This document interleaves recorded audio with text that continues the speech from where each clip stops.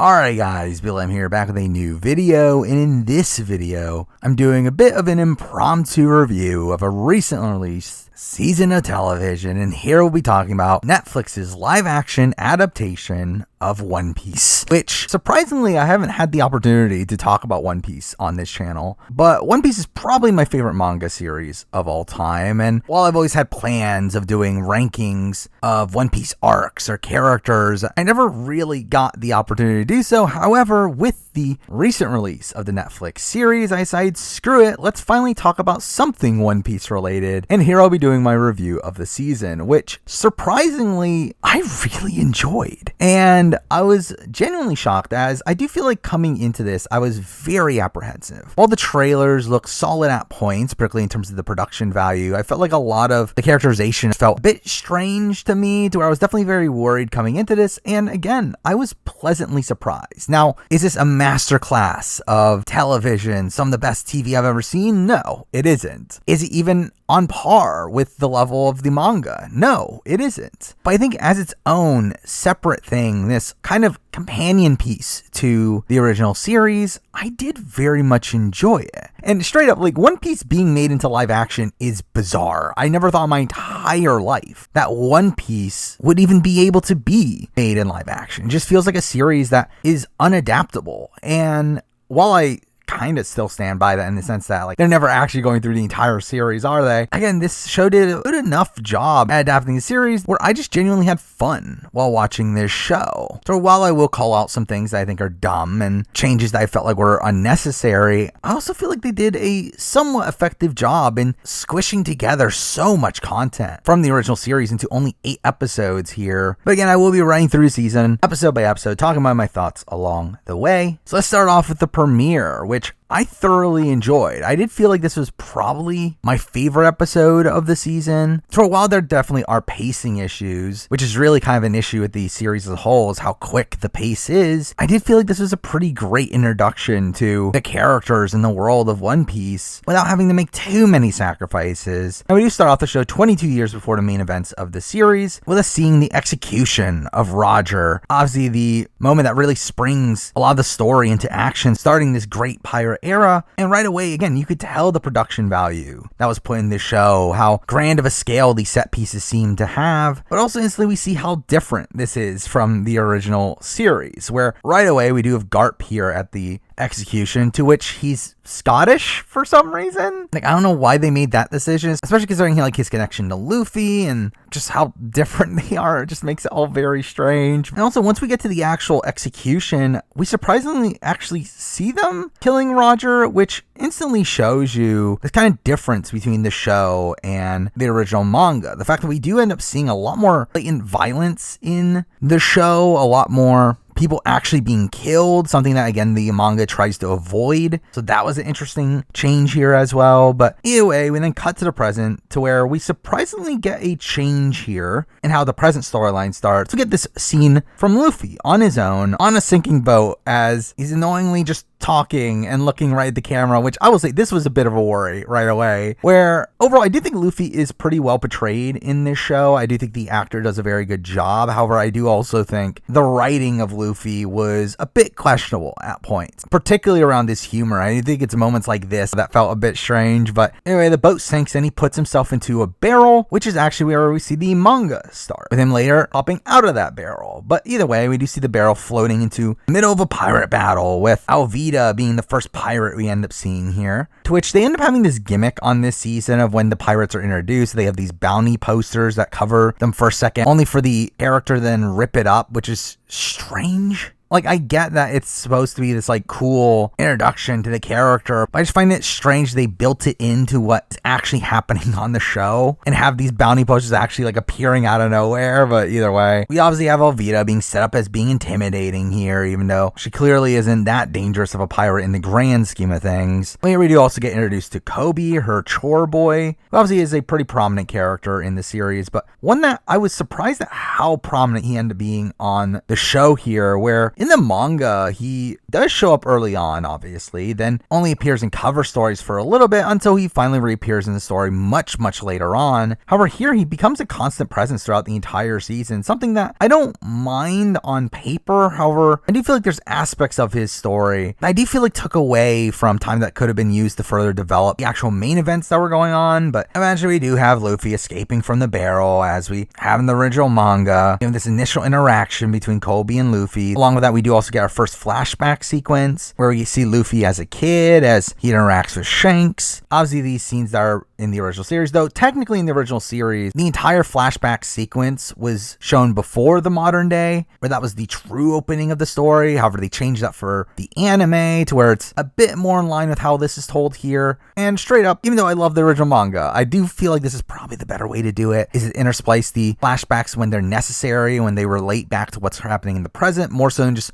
dumping them all at one point, particularly at the very beginning of the story. But I will say, I didn't love Kid Luffy in the series here, to where I just feel like he had a very different energy from what you would expect from Luffy, where it just felt like he was kind of just a grumpy little kid. Back in the present, we obviously get our first fight sequence where Luffy ends up taking on Alvida, where we get the reveal that Luffy is a rubber man. And overall, I did not love the special effects of these sequences. I did feel like they looked very ridiculous. I felt like none of the fight sequences that involved Luffy using his powers and being that entertaining, which is a bit underwhelming. But obviously they ended up defeating her and ended up escaping, to which we then cut to Sixus Island, where we get our first appearance from Zoro, who I'm a bit conflicted on how he's portrayed in the series here. I think for the most part, I really enjoyed him. However, also, I feel like just something felt a little bit off in terms of him being a portrayal of Zoro. I feel like he felt like a generalization of Zoro more so than how Zoro actually acts in the original series. And to be fair, I think some of that might be due to time constraints, where I do think Zoro's characterization was definitely minimized through having to rush together the bond between Luffy and Zoro. But overall, I think this is a great introduction to him, where we actually get a scene that we don't see in the original manga, though is referenced to much later on, in the fact that Zoro got an offer from Baroque Works with them trying to recruit him, only for him to turn them down, where here he ends up killing Mr. Seven, which is again another really brutal scene, one that is a shakeup from the original series, but it ends up being a pretty cool scene to actually be on the show, and it's a nice setup for a potential season 2. Obviously, this will end up being a lot more relevant there. But anyway, we then get back to the flashback with Luffy, to where we see more of his bond with Shanks. Again, we have some great lines from Shanks throughout all this. I don't know how much credit to really give the show for this, though, because obviously a lot of it is from the original series. Though still, really love the connection between Luffy and Shanks and how Shanks ends up influencing Luffy moving forward. During which, in the background, we have Bink Sake playing, which is interesting. Obviously a reference to the original series. But really, to be honest, I mean, a lot of this section of the episode is a pretty faithful adaptation of the manga. Now, I know some people were upset that they changed up the gum gum fruit and how Luffy ends up eating it, though I don't really personally care that much.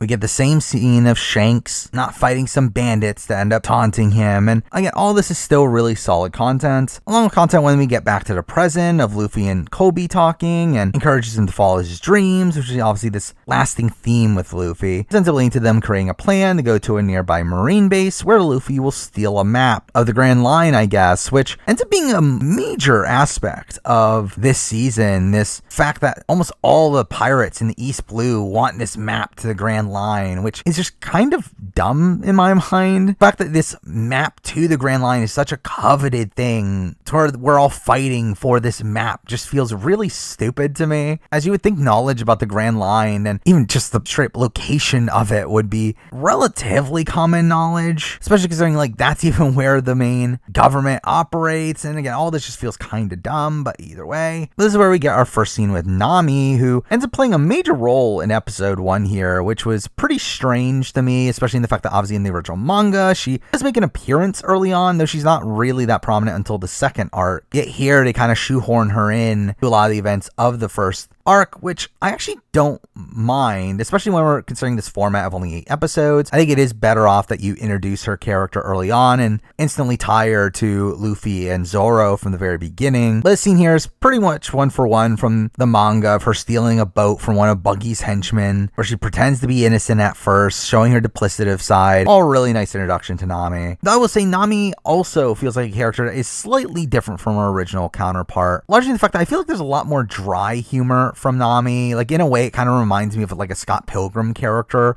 in the way that she's portrayed, though I do think she is well portrayed by Emily Rudd, who I think does a really good performance, particularly towards the latter half of the season. But then we cut back to Shelltown, where Luffy and Kobe being at the military base, where Luffy's upset to not see his face on the wanted board, which I will say, it is moments like this that do make me appreciate the TV show. I do like how they connect the overall East Blue saga as this like one coherent storyline, with lots of moments like this where obviously you have Luffy wanting to see his face on a wanted board, only for the season to conclude with him seeing his face on a wanted poster. Anyway, we eventually get to a scene where conveniently Luffy, Zoro, and Nami are all at the same bar at the same time, where we get a similar scene to the OG of a girl wanting to give Zoro some rice balls, only for her to bump into Helmeppo, and Helmeppo being upset and threatening her, leading to a fight between Zoro and him, where Helmeppo's another character I'm surprised he ended up playing as major of a role as he did on this season, where again he's a mostly superfluous character in the original series after the first arc, though he ends up being a lot more prominent here, though even then I don't feel like they really do that much with him, to where his expanded appearance in the series didn't really add that much to me. But anyway, Zoro ends up being taken to Morgan, where we get our introduction to Morgan as antagonist, who I didn't feel like was done as well as the original. I feel like the original did a lot more, really set up Morgan as this villainous character. But again, similar events to the OG of Zoro being tied up in the middle of the yard and being taunted by Helmeppo, only for Luffy to eventually pop out of the grate and talk to him, to which he ends up letting him free, which I believe this happens earlier here than in the original series, but still a pretty great conversation between Luffy and Zoro that really sets up their relationship. And this is where we start to get some deviations from the original series, to where it's at this point where Nami becomes a lot more prominent of a character here, where again in the original she was nowhere to be seen at this point, but she is also breaking into the base in search of the map to the Grand Line as well, to where we end up seeing her meeting up with Luffy and them hesitantly working together in order to get the map, to where we get this scene of them running into Morgan. It's supposed to be this really intimidating scene, though obviously you know nothing really of substance is going to happen from it. It's also following this sequence where we get a bizarre scene of Helmeppo playing around with Zoro's sword while nude, which is like, what am I watching at this point? But obviously Zoro walks in on this and ends up getting his swords back. Anyway, we get Nami having stolen Morgan's keys and end up getting into his office, to where we get them struggling to open the safe, which I will say some of the humor here did not really hit for me. Again, this is another aspect of Luffy's writing not being ideal, of him just seemingly coming off as an idiot here. Where again, Luffy is a character that is a bit naive at points and is used for humor in that sense, but I feel like the show kind of confuses his naivety for just idiocy. Anyway, Morgan arrives, and this is where Luffy decides to have the brilliant idea of pulling the door to the safe open, to which they're able to do so, but end up falling out of the tower in the process, to which conveniently Luffy lands first, ends up blocking Nami from getting hurt, which is convenient, and this leads up to the big fight against the Marines, where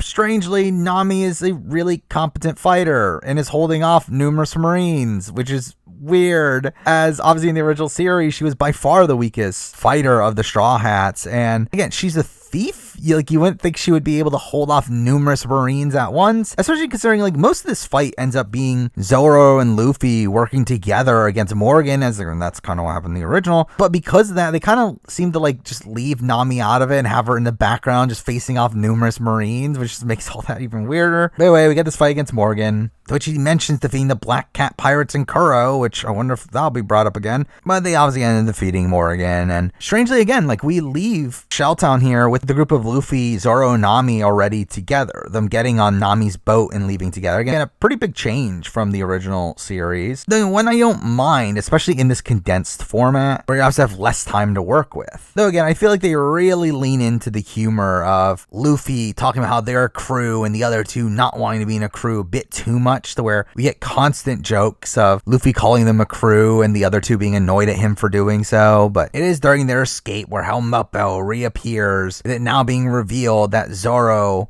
had cut his hair to mock him, I guess, which that's something. But obviously we have this farewell between Luffy and Kobe. We end the episode with a couple little scenes here. One from Garp, where he learns about the Straw Hats and says that they're making a change of plans and going straight to Shelltown, which I will say overall, the Garp subplot here, which is entirely new for the original show, is something that I really don't like. I did not love Garp's role on this season. I feel like to me that's probably one of the biggest missteps of the live action show. It's just how much time they really focus to this Garp side plot, which is obviously a big change from the original. And we don't get some of the reveals that we get here until after Ennie's lobby, way deep into the series. Well, it'd probably end up being season 4 if this were to actually continue that far. So for them to just spend all this time with Garp this early on, that really detracts from the overall story and doesn't really add that much by the end of it for me either. I did feel like it was a strange choice. Though we do end the episode here with the reveal of another pirate that was looking out for the map and is upset at Luffy for stealing it, who ends up being Buggy. Obviously being some foreshadowing for the following episode, but also being a nice conclusion to the episode as well, where overall, again, I really enjoyed episode 1 here. While I do have nitpicks here and there, I do think the pacing is a bit off at points. I think overall it was a really enjoyable experience and was a really great introduction to what this series could be. But with that, we move on to episode 2, where this episode ends up strangely being a combination of still the remaining flashbacks that were from Romance Dawn, but also mixing in the Orangetown arc with Buggy, which while I think it was executed pretty well for the most part, I do feel like was once again a bit too quickly paced. I do wish in general that these first 2 episodes were probably expanded a little bit more, where beyond this we really get 2 episodes per arc. However, for some reason the first 2 arcs of the saga only got 1 episode each, which is a bit strange. Either way, we start off with the continuation of the flashback with Luffy, with Shanks now learning that he ate the gum fruit, and Shanks revealing to him that he's leaving. Again, all this pretty much 1 for 1 from the original series. But back in the present, we do see Nami still struggling to open the safe, to where this fun banter between Nami and Luffy, along with Nami ending up knocking off his hat, to which he instantly gets really upset about, alluding to the fact that his hat is his treasure, which obviously this episode ends up explaining why. But eventually his ship ends up getting ambushed by some bombs releasing some red gas that knocks out the entire crew, but not before Luffy ends up eating the map before being captured, which is weird. By the way, the crew ends up awakening in a wooden box, to where we get some banter between the group until the box opens to reveal that they're in the middle of a circus, with Buggy coming out and making a humorous entrance here, with him being annoyed at his crew for not pointing the spotlight at him. And overall, I really liked Buggy in their show, surprisingly so, as I felt like, to me, Buggy is probably one of the characters I thought would be the hardest to adapt to live action. One, obviously the performance of his actor was very, very strong, but they also just somehow got it right. Now, I will say it's not the same Buggy. I feel like there's a lot less humor with this Buggy, especially in his initial appearance here, where I think he does come off a lot more menacing and a lot less Dodo-y than he does in the original series, but his role after this episode, again, does fit more in line with his original appearance, and really just as a whole, I think it is a great introduction to Buggy, and I think what they do with him and having him run this circus, but the entire crowd is made up of the villagers he took over, and he has his crew holding up these signs on telling them how to react to things, which again is really just disturbing in the way that Buggy operates here, but I think it's this really interesting added depth to his character. Though I will say this initial interaction between Luffy and Buggy was just kind of weird, where Luffy just offhand says everyone East Blue knows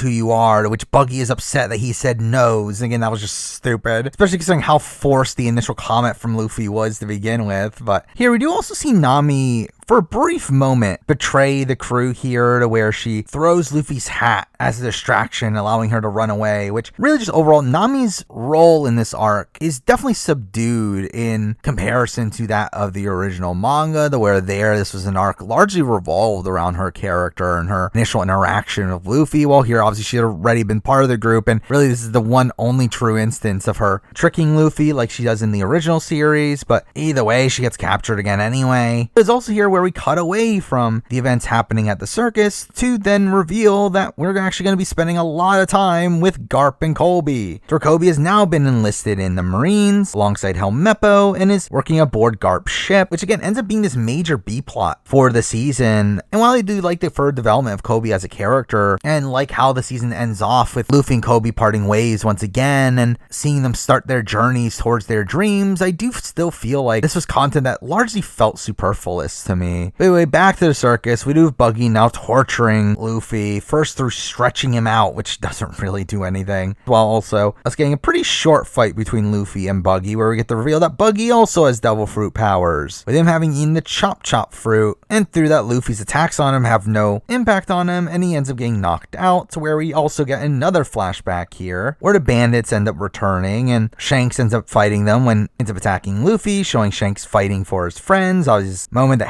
has a lasting impact on Luffy. And as we see Luffy being put into a tank that's getting filled with water, we then get the climax of the flashback sequence where Luffy ends up being kidnapped by the bandits, to where while in the middle of the water, they end up getting attacked by a sea beast, only for Luffy to obviously be saved by Shanks. And Shanks, as in the original series, uses Haki to tell the beast to go. Though it is when Luffy hugs Shanks here that it's revealed that he has lost his arm, which in the original series is a very impactful moment. Though I feel like here this came off very abrupt in the way this was handled, but obviously this ends up being this great backstory for Luffy and his connection to Shanks, where Shank gave up his arm to save Luffy's life. In the final flashback, we end up seeing this promise between the two, where Luffy will meet back up with him when he becomes a great pirate captain, to which Shanks ends up passing him his hat. Again, all this really nice content there, but again, pretty much one for one with the manga. Though in the present, we obviously see the conflict with Buggy conclude with more fight sequences that conclude similarly to the original, them capturing individual body pieces and locking them away, which leaves Buggy with only his hands and feet, which was a really surreal image to see in live action. But here we do see Luffy rescuing the villagers, proving to Nami that he's a different type of pirate. Obviously, before leaving, he has to take a snack because that's Luffy for you. But we end the episode, Nami stitching his hat back up, and Luffy saying that the next stop is the Grand Line, which, spoiler, it won't be. But we do end the episode with this foreshadowing of Nami, with her going to the back room and taking out a secret snail that she uses to call a stranger, telling them that she has the map, obviously alluding to her betraying the Straw Hats, which strangely doesn't get followed up on for a while after this. And with that, we get to episode 3, which is part 1 of the adaptation of the Syrup Village arc, which here they end up changing up pretty radically. I should also mention the fact that they took out the Gaiman arc from the manga, which again is not that big of a loss from a pure plot perspective. Now I do think thematically it's going to be later utilized in the manga to represent the One Piece, though in terms of the overall TV show, again, they're not getting to that point anyway, are they? So I think it's kind of fine they got rid of it. But here we start the episode 7 years ago at Syrup Village, where young Usopp is ringing the bell and yelling that the pirates are coming. And while we see the town freak out the first time around, he continues to do it over and over again, with the villagers continuing to not believe him. To where we then cut to the present, with Usopp still doing this and still no one believing him. And this is a nice introduction to Usopp's character. Well, I did love the portrayal of Usopp in this season, with his actor really just oozing with charisma and debatably being a more interesting portrayal of Usopp than in the original series. Now I guess I should mention the fact that Usopp here doesn't have the long nose that he has in the original series, which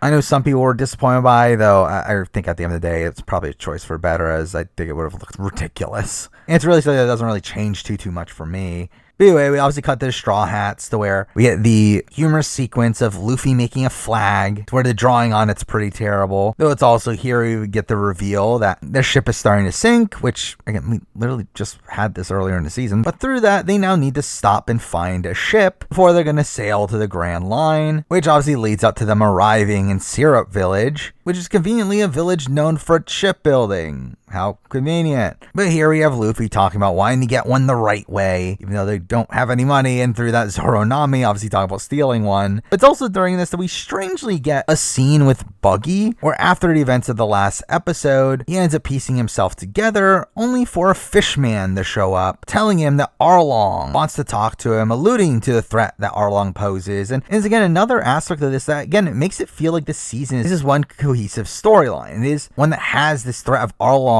being alluded to much earlier on, and him posing a threat throughout the entire season that leads to him being this very satisfying antagonist for the end of the season. By the way, Luffy ends up being entranced by a ship that he sees at the harbor, which when going to touch it, we have him meeting with Usopp, where Luffy instantly buys into a lot of the things Usopp is saying, while obviously Nami and Zoro don't. But obviously they talk about buying the ship, which leads to Usopp taking them to his friend's house, his friend who owns the shipyard, where here we obviously get introduced to Kaya, who, for the most part, I thought came off as largely likable here. I think while her writing at points, particularly in terms of her relation with Clawdor, is still bizarre, I didn't mind her portrayal here. We get Clawdor, who obviously ends up being the main antagonist, and Kuro, who I think he comes off as a pretty menacing villain, and while I do think he gets a bit cartoony by the end of it, I thought he was also well portrayed. But also we get introduced to two servants who are radical departures from the original series, and them being Kuro's two main henchmen that are kind of recontextualized sexualized here, which was just a bit strange. But instantly we have Zoro feeling like something is wrong, feeling like he recognizes Klahadore, which again, I wonder what that's going to lead up to. But anyway, we then get a nice little sequence of Usopp meeting with Kaya in her room, where we have him telling all of his fake stories to her and her clearly eating it up, which I've always liked this dynamic between the two. This all leads up to dinner, to where Kaya's confidant and Mary ends up showing up, who ends up wanting to talk to her about her finances, which is again another pretty clear foreshadowing that Klahadore isn't to be trusted. But it's after dinner where we get the full reveal that Klahadore is a bad guy, where he ends up killing Mary to stop him from talking to Kaya, which I will say the overall effects of Klahadore zooming around the room looked pretty stupid, and also kind of shocking that they just straight up actually kill Mary here.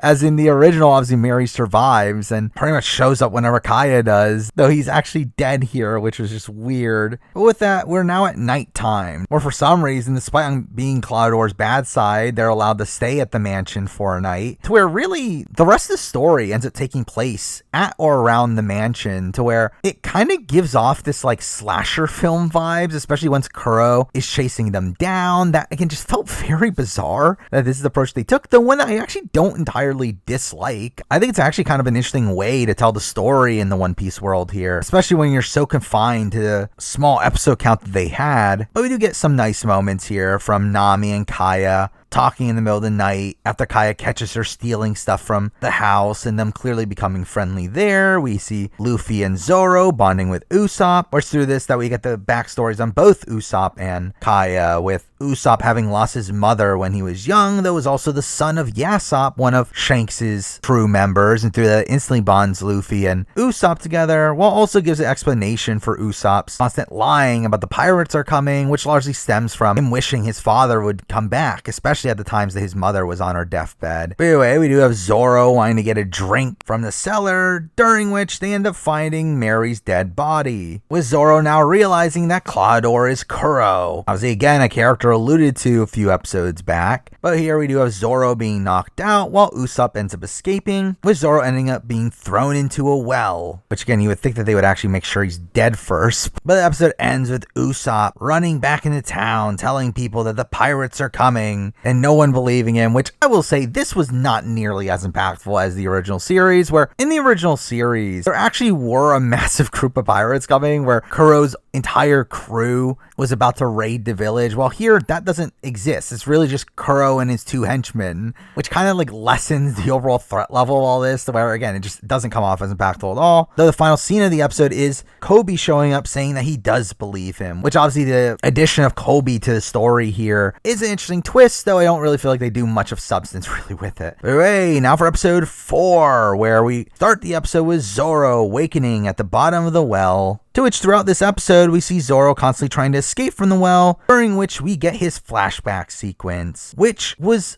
a strange place to do it, where it kind of felt strange to add his flashback sequence in the middle of Usopp's arc, essentially, and for it to not really have that much importance to the entire plot at this point. I think it would have been a lot better to have it in the following episode, which becomes a lot more of a Zoro-centric episode, while this episode kind of felt forced to be a Zoro-centric episode, just because this was the episode they just so happened to pick to include the Zoro flashbacks. Now, I get why they include them here, as there's not really much else to really waste your time on in this episode, while the next episode involves the Zoro Mihawk confrontation, also the introduction of Sanji. So like there's a lot going on there, but just felt like a really strange place to unload Zoro's backstory when it was not really that relevant. Though I'll also say the overall backstory here just simply did not come off nearly as impactful for me as in the original series. I think a lot of that comes from the fact that it was largely rushed, where we really only get a couple scenes here. First, the scene of Zoro being bested by Kuina, and then their second fight where they make the promise, and then just the reveal that she's dead, which they don't expand on at all. They just say she dies in an accident. Well, also, they don't even really focus at all on the sensei and him being her father and why she thinks the way that she does. And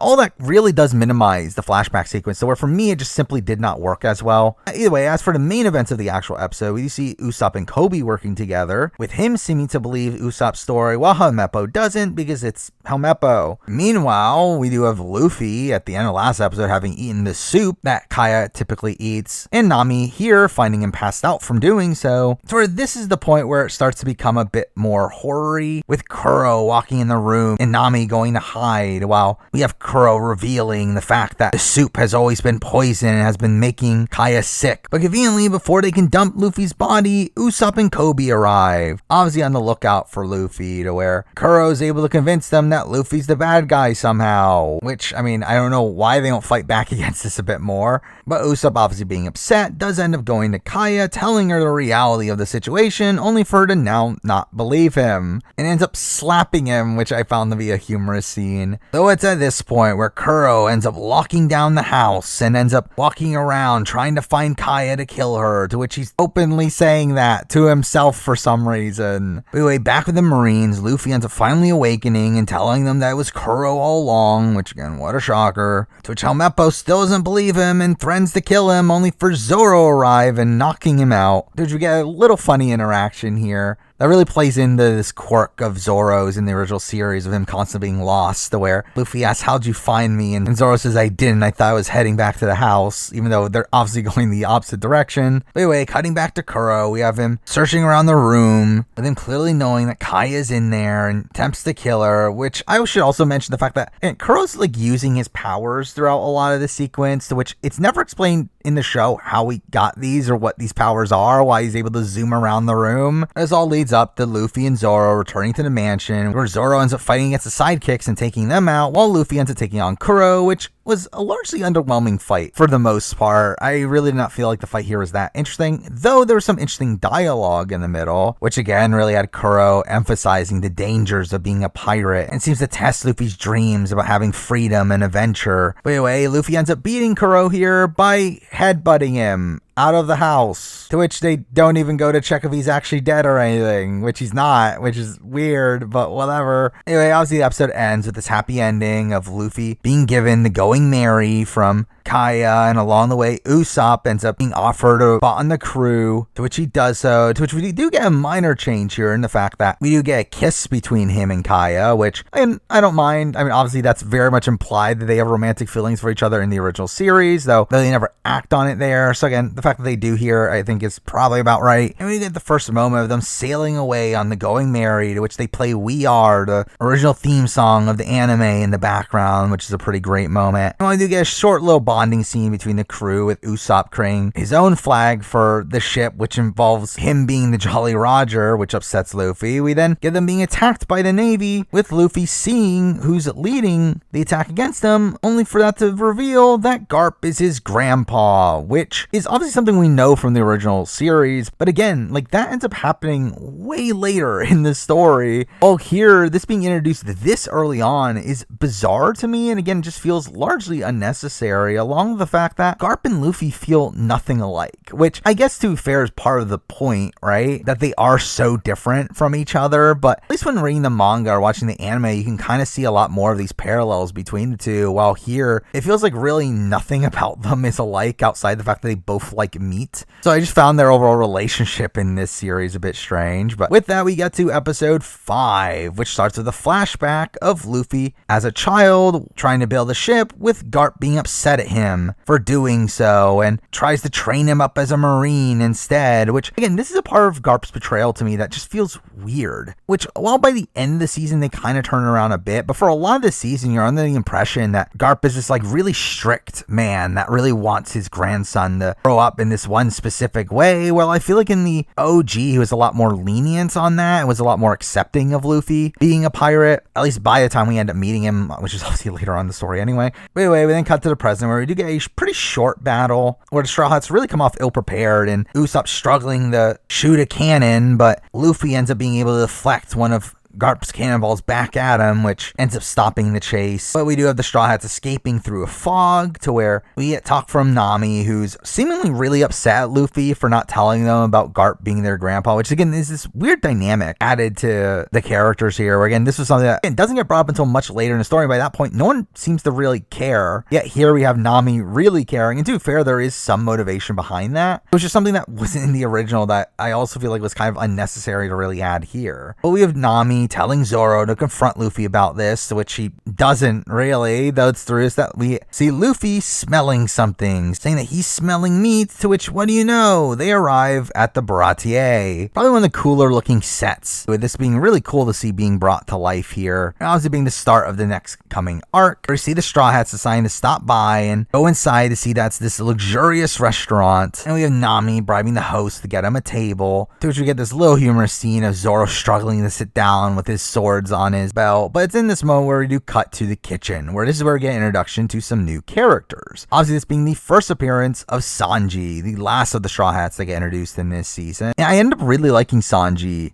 in this version of the show. I felt like he was acted pretty perfectly, and I feel like his character was pretty much one for one with the original. And I do really end up liking his dynamic with Zeph. And I actually probably even liked his dynamic with Zeph even more, possibly, in the live action show. Now, I think there's other aspects of the Baratie arc that were kind of watered down for the series, which we'll talk about, but I do think the Sanji-Zeph dynamic was definitely a major highlight of these episodes, where we're instantly seeing Sanji being kicked off the line for making food that's not on the menu and ends up being told to wait tables, to which we end up seeing Sanji stopping a fight involving Full Body, a character that was in the original, though here he's kind of an afterthought. Though we do also get some humor from how bad of a waiter Sanji is here, with him telling the crew, welcome to our shitty restaurant. Though we do also see his instant flirting with Nami, which was a little bit strange, though obviously in line of his character. I think considering how creepy Sanji's flirtatious ways are in the animated series, I feel like this definitely came off better than I was expecting. But anyway, after the meal, we end up having Luffy being given the check, to which he just signs off somehow, I guess saying that he's paying with his treasure tab that'll pay back once he gets the One Piece, which is just again, weird. But also it's like, why didn't Nami just pay? Nami paid to bribe the host earlier. Why didn't she just pay for the meal? But either way, this leads to Luffy being forced to work for Zeph as a chore boy, which again happens in the original, though this is also still weird of like, why only Luffy? Why not Zoro or Nami or Usopp? I mean, they're literally there too. They literally ate the food, but either way, it is here where we do get some nice bonding moments between Sanji and Luffy, with Luffy talking about how great of a cook he is. We do get Sanji revealing his dream to Luffy about wanting to find the All Blue, a place where all four seas converge. But it's also here where we then cut to Nami, who's still upset at Luffy for not telling them about Garp, and talks about how she can't get caught when she's so close, which obviously feels like foreshadowing. But it is here where we see Nami ask for passage to the Konomi Islands, which we later learn is the location of Arlong Park, which obviously shows her intending to leave the crew behind, though it's weird that they add this here just for her to not actually go through with it, but then her later also betraying the crew. It is weird how this is even a subplot they even added here. But it's in the middle of all this that we do end up getting these scenes cutting back to Garp, where Garp ends up coming up with a new plan to catch Luffy, which is hiring Dracul Mihawk, one of the 7 warlords of the sea, to capture Luffy, which this is weird, as obviously Mihawk does end up arriving at the Baratier in the original series, but here they obviously changed the context, where really the entire Don Krieg storyline of the original is completely taken out, with Mihawk simply just killing Don Krieg during his initial scene here, which ends up showing him as this really intimidating foe. But it's strange that Garp is doing all this, when again we get the reveal at the end of the season that this was all a test. Which is like, why are you going as far to hire Mihawk if this is all a test? You're hiring one of the strongest people in the entire world to capture your grandson just for a test? Again, playing off of the Don Krieg storyline being taken out of the story, we do still end up having a minor aspect of it being here. And the fact that Jin, who obviously is a pretty major character in this arc in the original, still ends up showing up at the restaurant, to which Sanji ends up still making a meal for him. Though really a lot of the context around him outside that is completely stripped out, where obviously in the original he ends up betraying Sanji and ends up being part of Don Krieg's crew, though here none of that is even a thing, and it's simply just there to prove that Sanji's a good guy, which I guess does its job, but it's weird that it's still utilized when a lot of the context around the rest of his character's taken out. But following this, we end up seeing the crew getting drunk at the bar, which is just kind of strange, and we see Zoro and Nami playing a drinking game where we get to know a little bit more about Nami, of her coming from a small village near a tangerine grove, and also the fact that she didn't have friends as a kid, which alludes alludes to her depressing backstory. But eventually we end up seeing Usopp telling stories about how great of a captain he is, with the recipient being revealed to be Mihawk. Or Mihawk now approaches the crew wanting to meet up with Luffy, to where Zoro instantly recognizes him and challenges him to a duel to the death, which is stupid, as obviously Zoro's dream is to be the world's greatest swordsman, and in his mind he needs to defeat Mihawk in order to be that. Again, the fact that Zoro's like so overconfident, the fact that he thinks that he could beat Mihawk in this position is kind of dumb. But following this, we do get some arguing between Nami and Zoro over how stupid this is, with Nami asking Luffy to talk him out of it, only for Luffy to say that he won't because it's his dream, and he can't get in the way of someone's dream, which later on, we do see Nami getting upset at Luffy for like not stopping Zoro here, which really all that seemed kind of stupid. And even here, we do end up seeing Nami pack up her stuff, preparing to leave the group, only for her to end up not doing so, which I think does really minimize a lot of her later decision to switch with Arlong, where I think in the original it was done a lot better, to where you were a lot more unsure of Nami's actual intentions, where here this kind of proves Nami's intentions, that she actually does like the Straw Hats and would ideally like to side with them, but obviously does later end up having to take care of the Arlong situation first, which I just think is a less interesting way to tell the story than you just simply not knowing if she's on their side or not. But anyway, the episode does end here with the confrontation between Zoro and Mihawk, which is pretty much a one-for-one recreation. In this pretty strong scene of Mihawk taking down Zoro with just a small dagger, and Zoro ends up being struck down, with him promising to Luffy that he'll never lose again, which is a great moment in the OG. I feel like here it does come off very abrupt, and largely because I do feel like there was obviously just less time to develop the Luffy and Zoro relationship, to where the fact that Zoro seems so close to Luffy at this point in the story does seem a bit strange, considering how little we've seen them actually interacting together across the show. But also really weird that Mihawk just doesn't take Luffy here, considering that was his entire goal of coming. Now, obviously there is a further explanation towards that through him recognizing the similarities between Luffy and Roger, and also him knowing Luffy from stories he was told by Shanks. But again, it is still just kind of funny that he comes here to take Luffy and just says no at the end. But anyway, with that, we move on to episode 6, which ends up being a bit of a strange episode, with a lot of it being focused around the Straw Hats trying to catch up Zoro, and Luffy acting very differently throughout all this, clearly being distraught at the concept of losing Zoro, which again, feels a little bit weird. Now, it's not necessarily completely out of character, as we do see him act this way under moments of distress later on in the story in the original manga, though again, not this early on. But anyway, Luffy ends up going back to Baratier, looking for a doctor, and the only people he finds is Sanji and Zeph, leading to Zeph helping them out by stitching up his wounds with fish skin, which I guess is a thing. But here we have Luffy refusing to eat and being obsessed with cleaning Zoro's sword. But this all leads up to a conversation with Sanji, where Sanji ends up revealing his backstory with Zeph, which I thought was executed pretty perfectly here. Where this was almost a one-for-one recreation of the original manga, which in itself was a more brutal version than what was shown in the anime, and overall I did really like what they did here, showing Sanji as a kid working on a ship, only for that ship to be attacked by Zeph's crew, and then being stranded on a cliffside together. Though I will say it is really funny during this scene that Sanji simply won't shut up about how much he wants to find the All Blue, which is just funny that he constantly says this over and over and over again. But anyway, once they awaken, Zeph ends up handing Sanji a bag of food, saying they only have 2 bags of food, and Sanji's instantly upset that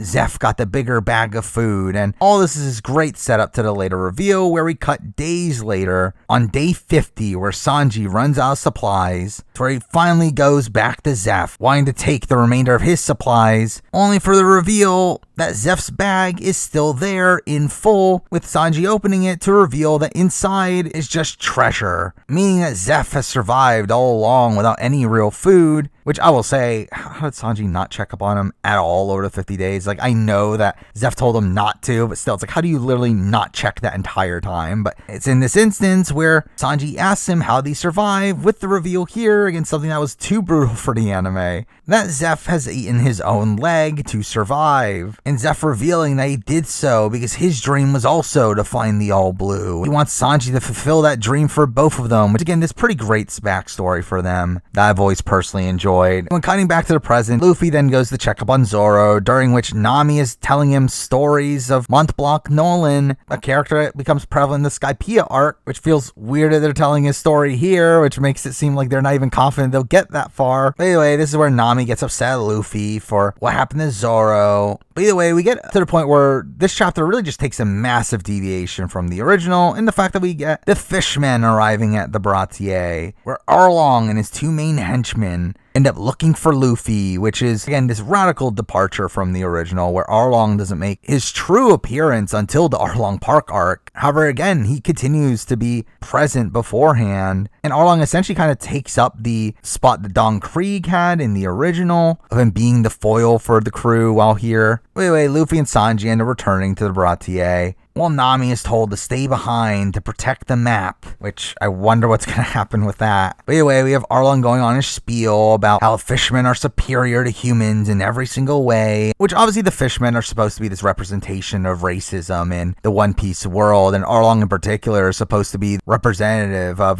supremacists, and the parallels are obviously there in the original series, though I do feel like they just blatantly say this over and over again in the TV series in a way that kind of bothered me. But anyway, we have Luffy confronting Arlong, and we get the reveal that they found Luffy because Buggy told them where to go, to which they brought Buggy's head along with them. And we get the reveal that he had always planted an ear in Luffy's hat somehow, and it's like, what? It's like, this was all bizarre. But anyway, we get this short fight against Arlong with Luffy being defeated by him, which, I mean, power level wise doesn't fully make sense with the original. I think it worked relatively well here, to where with Luffy defeated, he's about to obviously kill Luffy, only for Nami to arrive and telling him to let him go, and that she has the map of the Grand Line and ends up giving it to him, causing this moment where Nami betrays the group, though doing so in a position where, again, we know what she's doing. It's not that big of a surprise that she's doing this to save the group, and again, it kind of takes out all the suspense of the original version, the fact that in that version you're thinking that Nami's legitimately betraying the group, and the fact that she also steals the Going Merry along the way there, while here obviously that isn't to be seen. Anyway, after Arlong leaves, we have Luffy checking up on Zoro, or when he says, "I need you, Zoro, what do you know?" Zoro wakes up. Who would have guessed? Well, here we do get Zoro's vow to stand by Luffy's side until they end up finding the One Piece. This nice bonding moment for the two, though. And while at this point, Usopp talks about how they're ready to go to the Grand Line, Luffy says that they can't do it yet, as they don't have their whole crew, obviously going after Nami. Obviously being set up as this final conflict that needs to be solved before the end of the season, which makes it clear what the following episodes are going to be. But as they set sail, we obviously have Sanji joining the crew, to where we get this pretty great farewell between him and Zeph. Sanji saying, "Thank you for putting up with all my shit, and I'll never forget you." Being like this nice moment between like a father and son figure, with the son finally growing up and moving out on his own. But the episode does conclude with Luffy revealing that he knows someone that can help them find Nami, with it being revealed that he somehow has Buggy's head. I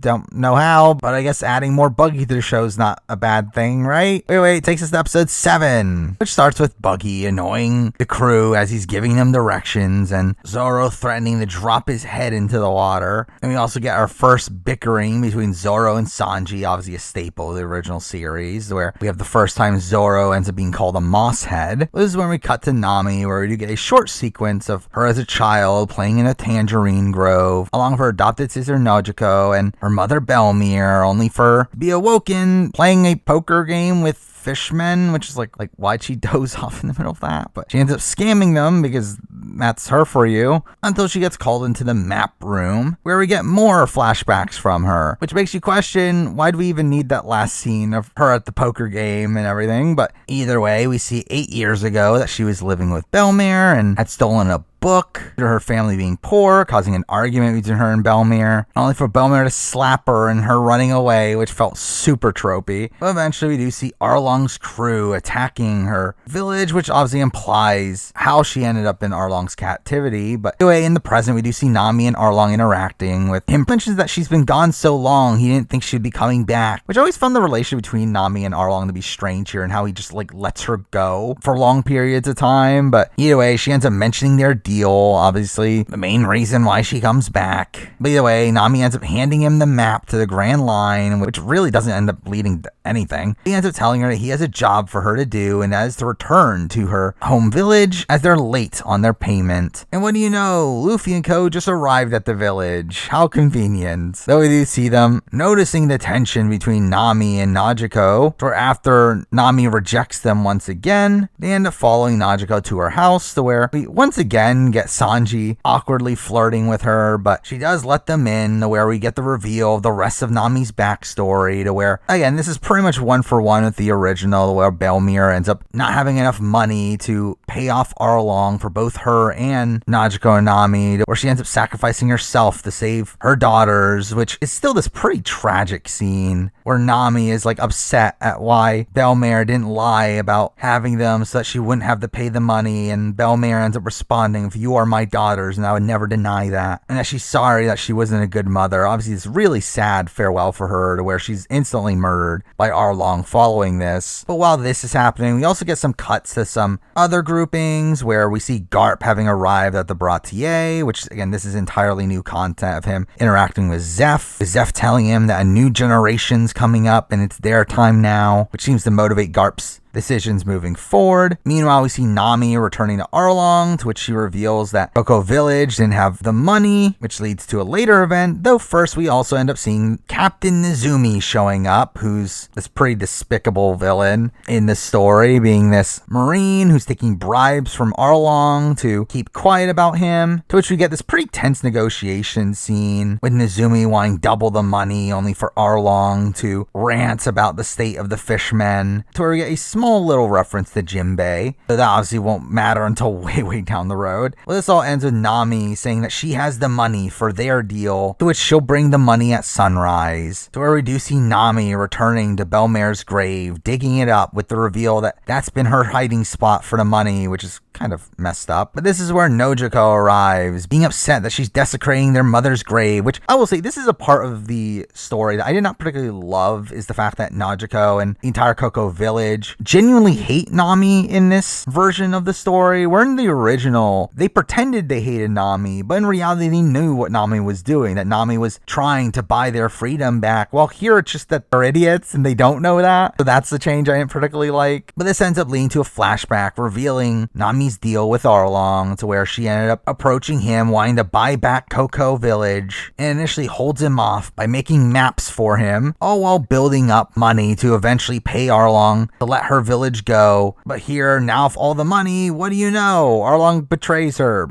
Who would have guessed? Where Nizumi shows up and confiscates all the money, with Nami obviously being devastated, and we get the iconic scene from the original of Nami trying to stab off the tattoo of Arlong that's on her shoulder, while Luffy ends up grabbing her hand, and Nami finally says to Luffy, "Help me," which is this incredible scene. I was like, it probably didn't have the impact on me in the show as the original. I feel like the original had a lot more setup to it, though again, I still feel like Emily Rudd performed this scene extremely well despite that. Anyway, the episode ends with the crew seeing the village under attack in the distance, taking us to the finale, where we start off with a short flashback of young Nami being forced to be given an Arlong tattoo, with this essentially being them marking her and making her their slave, which shows Arlong in an even more despicable light. Though in the modern day, we do see the crew arriving at the village to see it completely burned down. We see the villagers wanting to march on Arlong Park, only for Nami to say, "No, this is my fight," and obviously Luffy has to follow that up with saying, "This is our fight." Where obviously the Straw Hats end up raiding Arlong Park, which really ends up taking up a bulk of this episode, with a lot of it just being fight sequences. Though the Zoro and Sanji fight sequences here are pretty strong. I did like a lot of theirs, and they do have some fun banter in between, with Sanji getting Zoro's kill, and they're really playing off of their rivalry. While otherwise, we have Usopp getting chased by one of the fishmen, to where in the middle of nowhere, he gets his first kill, though is disappointed to see that no one is around him when doing so. Meanwhile, Nami and Luffy obviously go directly for Arlong, to which we get this pretty depressing moment of Nami seeing the chains that she was chained up with as a child, and said that Arlong took them off when she was 12 as a birthday gift. But either way, we get this final fight between Luffy and Arlong, which I will say as a whole was kind of lackluster. I definitely felt like the Zoro and Sanji fight was a lot more interesting than this one, where it just kind of came off as slow paced, which is definitely underwhelming considering how grand of a battle this is supposed to be. Though we have Luffy coming up with the idea that the way way to defeat Arlong here is by destroying everything he built. And ends up destroying the pillars holding up the building, ends up kicking him into the ground, which has the entire building collapsing on them. But obviously this ends up being this happy-go-lucky ending here that surprisingly isn't the direct end of the season, where I was expecting this to be towards the end of the episode, but we're really only halfway through. And I was pleasantly surprised with how much downtime they allowed for the back half of the episode. That did remind me a lot of these transitionary chapters in the manga that are utilized to really exposit more lore or show more character interactions, which I think are some of my favorite chapters in the manga. So it's nice to see that style of content being represented here, where at first we do see a celebration at the village, where again we get more bickering between Sanji and Zoro, over Zoro actually liking Sanji's cooking. We get Usopp telling his wild stories to a bunch of kids, and Luffy leading a cheer for Captain Usopp. We then get the resolution to the Garp storyline in the season, which again, did not love this. I mean, Garp ends up arriving alongside Kobe and Helmeppo, and they initially plan on capturing Luffy, leading to an actual fight between Garp and Luffy, which was strange. And obviously, Garp really overpowers Luffy here, kind of giving you a sense of Luffy's overall power level at this point, where he doesn't even really land a hit on him. And this really kind of shows you the dangers that lie for them at the Grand Line. Though through all this, Luffy is still resolute in wanting to find the One Piece, being king of the pirates, and ends up laughing, which reminds Garp of Roger. And this is where Garp reveals that he's always known who Luffy is. He just needed to make sure Luffy knew it too, and that he was testing him, which, why? Again, this was just kind of stupid. I mean, we didn't need this. I mean, this literally wasn't in the original. I don't know why you added in this major storyline in this version just for it to mean really nothing. As, I mean, obviously Luffy knows who he is. He's been openly saying this throughout the entire season. Now, I will say there's something I do like about this Garp storyline. The fact that it does give us more of an insight into the Marines and how Garp himself is even disillusioned with them. But still, I do find a lot of this content superfluous. Though obviously he ends up leaving, saying, "You're on your own now." And what do you know? Luffy says, "No, I have my friends." Because obviously. But again, even this isn't the end. We still get a lot of scenes following this. We get Nami visiting Belmir's grave and getting this nice farewell between her and Najiko telling her about how proud Belmir would be of her. All getting to see her new tattoo that she covered up the Arlong tattoo with, which is not explained at all in the show, but whatever. We then have a final interaction between Luffy and Kobe, with, again, them developing so much over the course of just one season, with Kobe now being on his way to be a respected Marine as he wanted, while Luffy ends up getting his first wanted poster here. With him now having the highest bounty in the East Blue, and Luffy tells him to be a good Marine, while Kobe tells him to be a good pirate. All a great callback to their conversation in episode 1. Meanwhile, we also get this great montage of reactions to Luffy's wanted poster, very reminiscent of what happens in the OG manga, with us getting reactions from Makino, from Luffy's flashbacks. We get Kaya being excited to see the back of Usopp's head in Luffy's wanted poster. We get Zeph hanging the poster in his kitchen. We've also in some foreshadowing, we get Buggy laughing at Luffy's bounty, only to notice Alvida in the corner of the room. Clearly them going to team up following this, which obviously we'll later see in the Logtown arc, which I assume we'll start season 2 if we get a season 2. We get a final scene with Garp to where he tells Kobe and Helmeppo that he's going to properly train them now to be the next generation after taking Zeph's advice, which is essentially what we see actually happen to Kobe and Helmeppo in the original series. We also get an interesting recreation of a scene from the manga of Mihawk finding Shank's crew and showing them Luffy's wanted poster, which is a nice little cameo for Shanks there. And we end the season on the Going Merry with some pretty nice little moments from Luffy planting tangerine trees for Nami. We get the reveal of their Jolly Roger and Luffy's excitement at seeing it for the first time. We get talk about the entrance to the Grand Line, with there being confusion over there being a mountain with a river that goes uphill, which again, like, it makes you really wonder, like, how do these people not know about this basic geography of the Grand Line? But either way, we finish it all off with this pretty iconic scene from the manga of Sanji gathering everyone around the barrel, and they each put their feet on it while declaring their dreams. And the season concludes with the song We Are playing as they zoom out. Again, this pretty great conclusion to the season. Now, technically, there's a final little scene after this of a little tease for Smoker, more than likely appearing in season 2 with him burning Luffy's wanted poster of a cigarette. But again, that is the entirety of season 1 of One Piece. A season that, again, I thought was pretty strong. I do think for the most part, while it doesn't really reach the high highs that the original series did, I do feel like it tweaks it in a way for this 8-episode structure and does it